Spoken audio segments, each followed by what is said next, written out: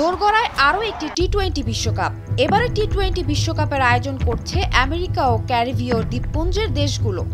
দুইজন যুক্তরাষ্ট্র ও কানাডার মধ্যকার ম্যাচ দিয়ে শুরু হবে টি-20 ক্রিকেটের এই বিশ্ব আসর। কে ফেভারিট, কাদের হাতে উঠতে পারে ট্রফি, এমন অনেক আলোচনাই চলে এই সময়।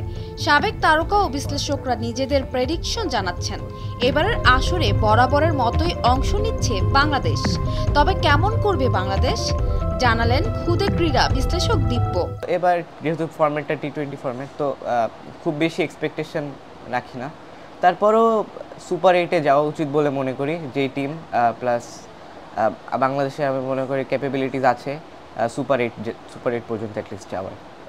ইন্ডিয়া তার একটা মাত্র ওয়ার্ম আপ ম্যাচ খেলবে এবার। বাংলাদেশ 2টা খেলার কথা, তার মধ্যে ইউএসের সাথে খেলাটা হয়নি। তো বাংলাদেশও একটাই ওয়ার্ম আপ ম্যাচ খেলবে। ইন্ডিয়ার সাথে ম্যাচ হলে সেটা ওয়ার্ম আপ হোক আর যেখানেই হোক, অবশ্যই বাংলাদেশের প্রত্যেকটা দর্শকের মধ্যেই একটা আলাদা উন্মাদনা থাকে। বাংলাদেশ ভারত খেলা নিয়ে অনেকেই কৌতূহলী। বাংলাদেশের টিম শিরোপা জিতুক, এটা সবাই চায়। মুস্তাফিজ সদ্য ভালো পারফরমেন্স করেছে আইপিএলে। এবারে টি-20 বিশ্বকাপে বাংলাদেশ কেমন পারফরমেন্স করবে?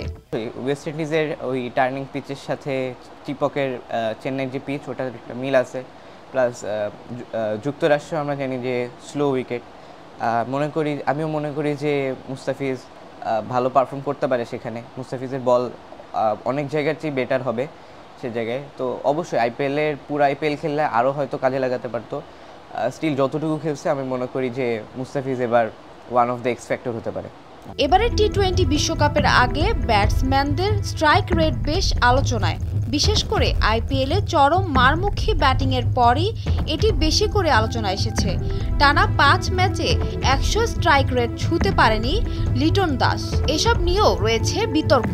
ফলে লিটন এবার নিজেকে কতটা কাটিয়ে তুলতে পারবে? আমি মনে করি লিটন দাস বাংলাদেশের one of the greatest opener. Liton Das যেই ক্যালিবারের প্লেয়ার, তার আসলে ভালো পারফর্ম করলে বাংলাদেশ যে কোনো টিমকে হারিয়ে দিতে পারে। কিন্তু আমি মনে করি লিটন দাসের পারফর্ম করাটা অনেক জরুরি এবারে টি-20 ওয়ার্ল্ড কাপে। তার স্ট্রাইক রেট মনে হয় 96 এরকম কিছু ছিল শেষ 5 ম্যাচে। তো এটা অবশ্যই অনেক কনসার্নিং। কিন্তু এই লাস্ট ম্যাচে আমি দেখছিলাম ইউএসের সাথে তাকে একটু নিচের দিকে, ওপেনিংয়ে না নিচের দিকে বিবেচনা করা হচ্ছে।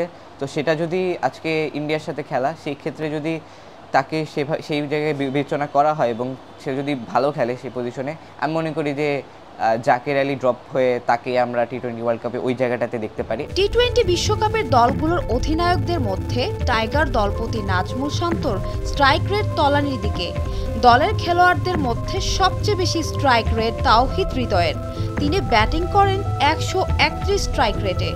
বিশ্ব ক্রিকেটের কথা চিন্তা করলে সেটাও আহামরি না। বাকিদের অবস্থা তো আরও শোচনীয়। সানজানা তাবাসসুম, ভোরের কাগজ।